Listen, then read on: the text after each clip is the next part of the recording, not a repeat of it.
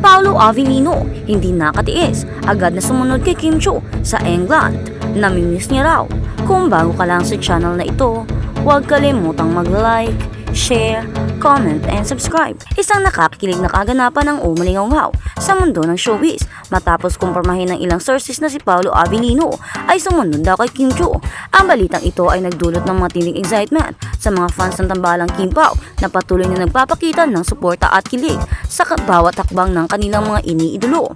Ang pagdating ni Kim sa Birmingham mula Heathrow Airport ay bumiyahe si Kim patungong Birmingham, kung saan siya ay sasalang sa isang events at meet and greet activities na kasama mga Filipino community. Sa kanyang pagdating, sinalubong siya ng mga taghanga na may dalang placards, flowers at malakas na hiyawan. Suot ang simpleng coat at nakasmile sa lahat. Kitang-kita ang pagod ngunit masayang mukha ng aktres. Hindi rin nakaligtas sa mata ng mga fans ang mga banter moments niya kasama ni Darren Espanto at Bill Mariano. Kaya naman daw, kung may bali-balita na si Paolo Avellino ay biglang lumipad. Kung marami ang nagulat sa pagdating ni Kim, masikat nagulat ng lahat ng kumalat ang ulat na si Paolo mismo ay sumunod sa kanya. Ilang araw lamang ang lumipas.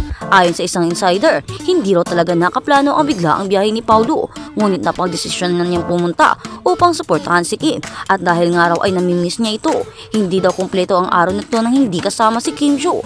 Alam naman natin na si Paolo ay low-key palagi, pero ngayong sumunod siya, malaking bagay ito para sa fans at para kay Kim. It shows na may special connection talaga sila.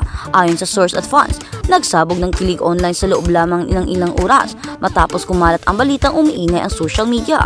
Trending agad sa Twitter at TikTok ang hashtag na #KimPao in Birmingham, #Paolo sumunod kay Kim, #Paolo Kim forever, #Paolo namimiss si Kim.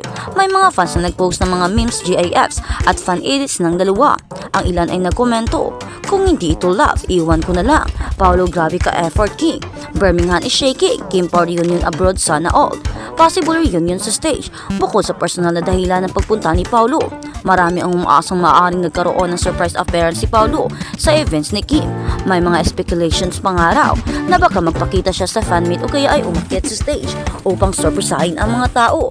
Kung mangyayari ito, ay tsak na magiging highlight ng overseas tour ni Kim ang kanilang muling pagtitipon.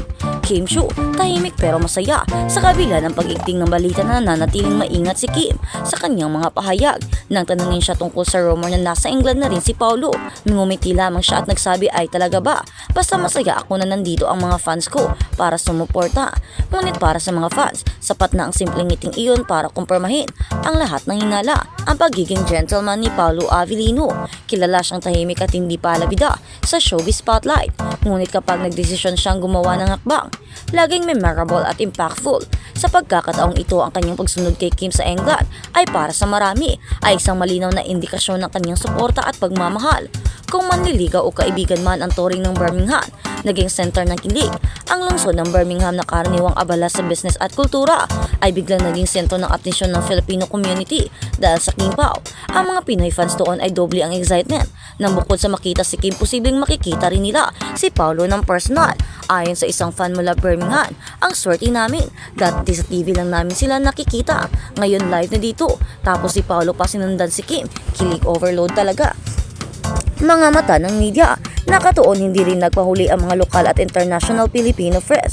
Marami na ang nag-aabang sa bawat galaw ni Kim at Paolo na parang teleserye na may real-life sequel. Kung magpapakita sila ng magkasama sa isang event, siguradong magiging laman iyon ng mga headlines sa Pilipinas at abroad. Ang pagsunod ni Paolo kay Kim Chiu ay isang malaking surprise na hindi lamang para sa kanilang mga fans, kundi para sa buong showbiz industry. Sa gitna ng kanilang busy schedules, nahanap nila ang oras upang maging magkasama, even in a foreign land, habang patuloy na nag-aabang ang mga tagahanga kung nagkakaroon ba ng official reunion sa stage o simpleng public appearance lang. Ang tambalang Kim Pao ay nananatiling buhay na buhay at patuloy na nagbibigay ng saya at kilig sa marami. Sa huli, ang tanong ng lahat, ito na ba ang simula ng mas malinaw na pag-amin sa tunay na estado ng kanilang relasyon o pawang promosyon o pagkakaibigan lamang? Pero parang napaka-imposible dahil walang promosyon o pagkakaibigan ang susunduin or pupuntahan ang isang tao. Kahit na nasa malayo, alam na natin na may something talaga sa kanila, hindi lang nila maamin. At sa kabilang banda, Jewel Mechi ay binunyag, halos naging boyfriend daw niya ang isang sikat na tao. noong panahon ng ika-4 na season ng Starstruck.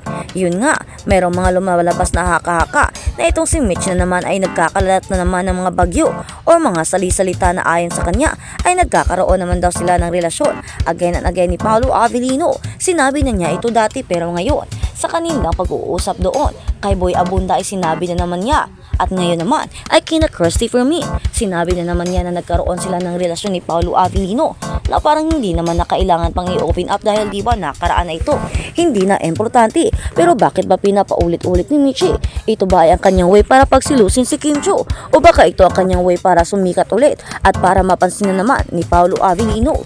Dahil si Paolo Avellino makikita naman natin na sobrang sikat na ito at marami na talaga ang mga tagahanga niya, hindi lang dito sa Pilipinas kundi sa buong mundo.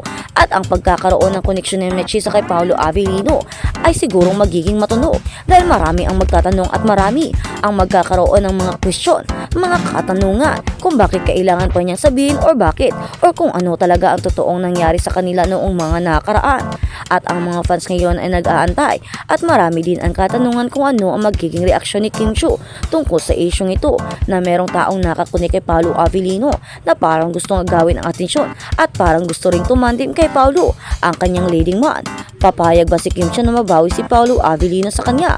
Ano kaya ang magiging reaksyon ni Kim Cho? At kay Paolo Avellino naman na hindi na nagbigay pa ng mga eksplanasyon, salita tungkol sa isyong ito. Ano kaya ang iniisip niya ngayon? Hindi ba siya nagre-react dahil importante ito o nagre-react siya dahil tahimik lang? Kaya naman kung ano man ang magiging reaksyon sa mga haka-hakang ito, abangan natin. Lalo na si Kim Cho ngayon na busy pa at meron na namang itong taong nagkakalat dito sa Pilipinas habang sila ay busy sa abroad. Ano kaya ang kasiraan na madadala nito para sa kanilang dalawa?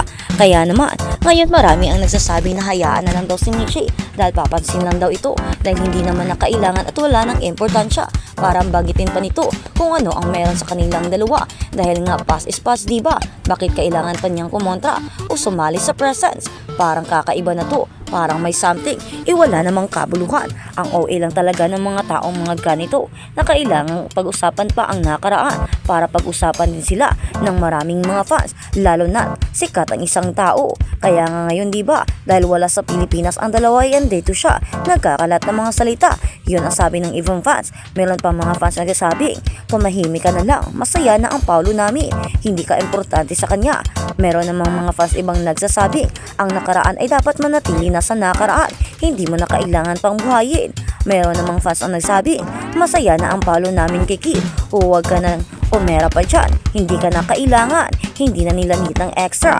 Kaya naman ngayon ay sobrang sakit siguro kay Michi dahil imbis na pag-usapan lamang ang nakaraan at natanong siya ay binabash pa siya ng ibang mga tao. Hindi talaga natin maiiwasan na may mga fans na harsh talaga, lalo pat alam nila na hindi na kailangan pang pag-usapan ang dapat pag-usapan.